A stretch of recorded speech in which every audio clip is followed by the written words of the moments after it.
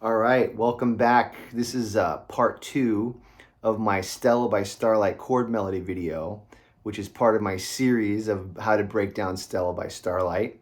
Watch the other videos that I've taught on how to improvise over Stella. I talk about the melody and comping and different ways to improvise over Stella by Starlight. I just did part one video of how to do a chord melody of Stella. I just made up a chord melody that is somewhat simple, nothing too fancy, something that most players could play that would maybe some nice, interesting voicings, nothing special. Okay, so we left off on the A section, okay? The A section was a...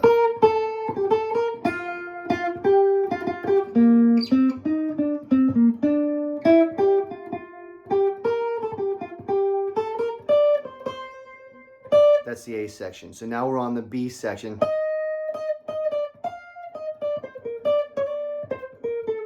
Okay, that's the B section. So, okay, so it goes to the E flat on top, and the chord there is a G augmented 7, okay? So I'm doing it with a G7, sharp 9, sharp 5, the sharp 5 being on top. Very, like I had mentioned earlier, this song has got some great harmonic things going on, a lot of upper structures going on with the chords. So you have this. And I'm not harmonizing these notes, I'm not doing much with it or whatever. I'm just keeping it simple. F for the melody part on top, C minor 7. That ends up being a C minor 11. Okay. And then I think when I played the chord melody in the beginning, I just kind of went, right? But that's kind of boring. So let's do the G7 again.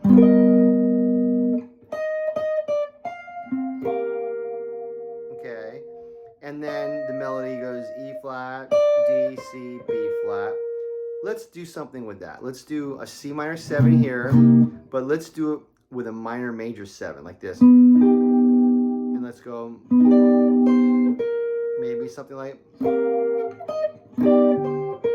something interesting there. C minor major 7 with the D on top, minor major 9. And then when you hit the B flat, you might want to let the rest of this chord stop ringing so you don't have that clashing. Right? So we have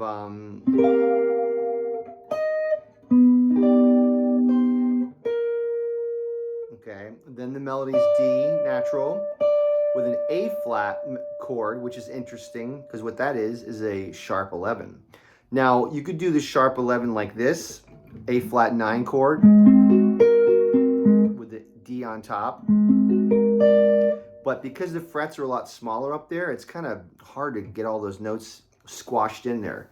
So I like doing this voicing, right? That's pretty hip. So that's got, what chord is this? So it's like, it's got the flat 7, 3rd, 13th, 9th, sharp 11. So it's like a 13 sharp 11, right? Pretty hip. So you have a, and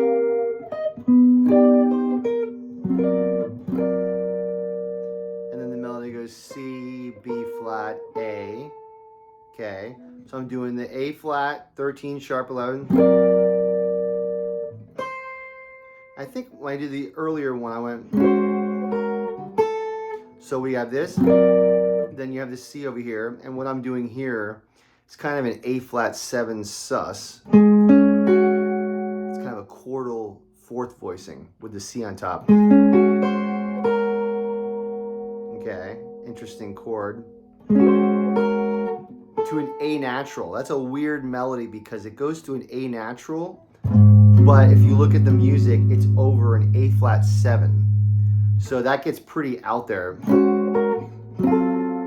right? But I'm just playing that one melody by itself. So it's, then the melody goes back up to the C, where it's a B flat major 7. So like your B flat major 7 is here. Remember I said in my other video, you can review, you can rewind all you want, stop the video, rewind it. I'm not writing this out, okay? I'm just giving you guys some free information. You can just do, you know, take your time, learn it at your own pace. So we have this. So you could do the B flat, major 7, but I'm barring my first finger flat and playing my pinky on that C up there. You just have to skip the A string because that note's not in the chord. You don't want this note. So just kind of just like that, right? Now, what I like to do a lot of times when I'm playing a 1 chord is I like to make the 1 a diminished. I think that sounds beautiful. It's kind of like a, right? A lot of songs will do that, like Upper Manhattan Medical Group does that a lot. But B flat diminished for just a second, but I'm keeping that C on top. So it's kind of a stretched voicing. So you have 6, 5, 6, 5, 8. Those are the frets. And then, so it's a really nice section.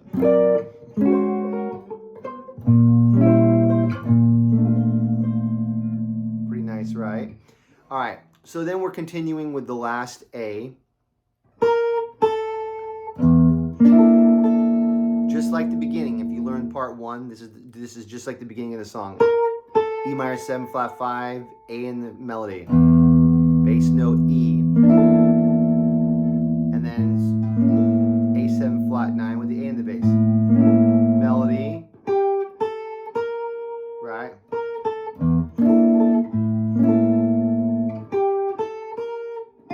F melody note, D minor 7 flat 5. Now, this is what I like doing with this. I stole this from Peter Bernstein.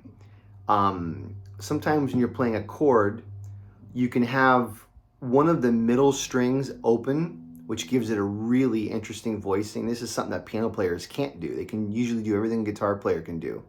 I guess they can do it. It's just weird for them to do. But so instead of doing a D minor 7 flat 5 like this, I'm taking the C note, which is the 7th, and I'm just letting it be an open G, okay? Which technically you could say, oh, but you need to have the 7th. Okay, not all the time. Right? That's pretty hip. Root, flat 5, and then that's like the 11th with the 3rd. So it just gives a really cool color to the chords. I like a lot of dark chords, you could probably tell.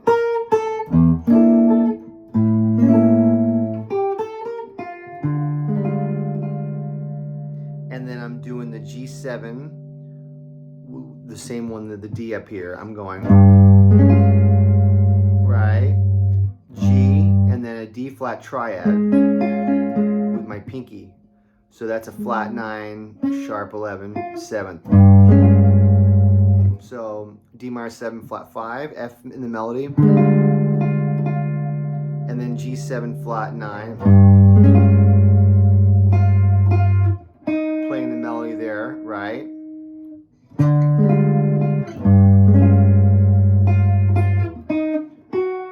G flat melody note, C minor 7 flat 5 chord. Okay, then it goes into F7 flat 9. That's the normal way most people would play it. Just the standard F9, but F7 flat 9.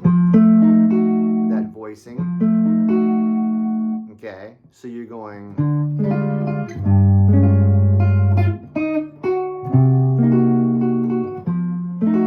Now, instead of doing the F7 like this, which is a little bit plain, I like doing F13 flat 9. Right? 6 fret, 7, 7, 7. So it's kind of an E flat with a D triad. But if you look at the notes, it's an F7 flat 13. Flat 7, 3rd, 13, flat 9.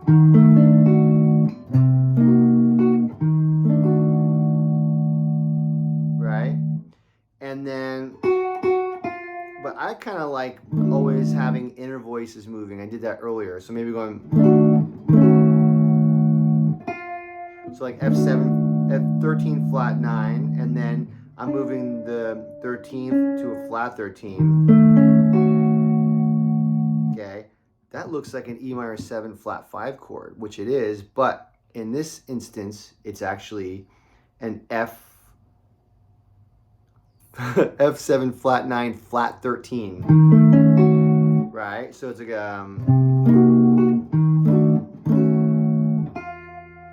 and then let's do a B flat major 9. Okay, I like having inner voices, so if you listen,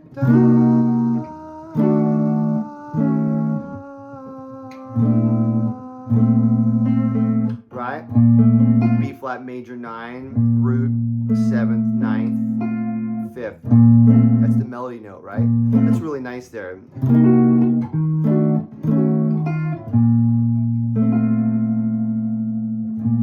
Kind of hip and modern, and you could get that D on the 5th string too if you want.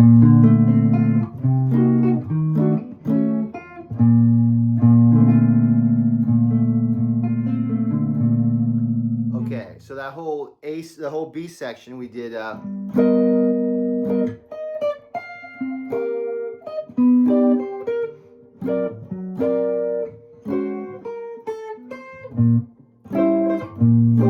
hard to pull that off.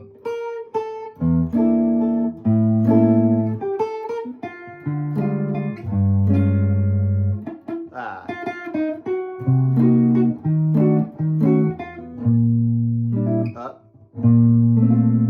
Gotta practice it some more. So that's kind of like my interpretation of what you can do with this. I mean, you know, there's millions of versions of this song out there, and everyone has their own way of doing it. That's just kind of like when I teach a chord melody like that. I teach this one to my students, and I like to throw in some interesting chords like this thing.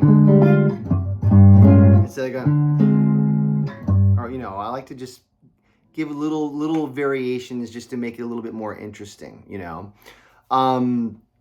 Chord melody and solo guitar is a very, very deep area that you could have a whole channel on just playing solo guitar, and many guitar players do.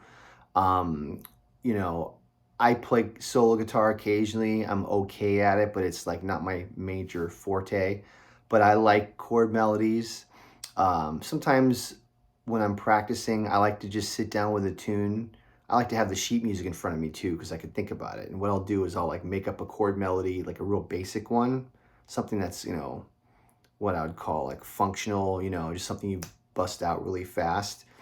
And then I like to think, okay, how can I change some of these chords to make them more colorful, more interesting? And you could do reharmonizations if you want, but sometimes just taking a simple chord and thinking like, you know, if there's a C minor 7 chord and there's an F in the melody, right? Right, and you think to yourself, okay, well, what other way can I play that chord? F here, right? And then you start thinking like, you know, what kind of interesting voicing? I'm throwing like a 6 and a 7 and an 11. Or if I'm doing like this one, could I do with a minor major 7? You know? Or maybe I'll do, you know, or maybe I'll do something like a where I'm doing the root, the 3rd, open D string, you know, and then how would I do that? Oof, this is gonna be hard. I'm trying to think of this. Yeah, I don't know, something like that. I don't know. I like just taking time, taking a chord, and moving notes around and thinking, okay, what else can I do? What else can I do? Just to make it interesting, you know. This is kind of a cool voicing. Root, flat 3rd, 6th, 9th, 11th. Right? That's what you do. You know, you come up with a chord melody and you kind of just try to reharmonize it. How else can I voice this chord? it's a great way to be creative, and it's a great way to discover new things. So I love doing that. So I hope you guys enjoyed this chord melody. Um, I'll I'll keep coming up with more lessons when I can, when I have the time. Remember, I teach where I try to make a living at it. If I teach, in colleges and privately. If any of you are interested in one-on-one lessons with me, I am available for that. Watching YouTube videos is great, but nothing beats having a teacher listening to you and giving you feedback on how you play. Sometimes I'll have a student come in and go, oh, I want to learn all these things. And then I'll hear him play and I'll say, man, your rhythm is not very good. Like, we need to work on that. Sometimes you need someone to tell you when they hear you play, like, no, this is what you need to work on, not that other stuff. This is what you need to work on. And you need that sometimes, because we all have things we want to learn, but we may have major, major weaknesses that we're not aware of or just try to like ignore. And a good teacher won't let you do that. A good teacher will say, no, we need to do this because that's more important. So that's what I feel that I'm good at when I teach. I'm been doing this a long time, but I taught people out of the country, different states, all that kind of stuff. So I'm available. Hit me up on email if you want, and you can find it on my channel. If you haven't subscribed yet, hit the subscribe, hit the like. Hope to see you guys again soon. Have a good one.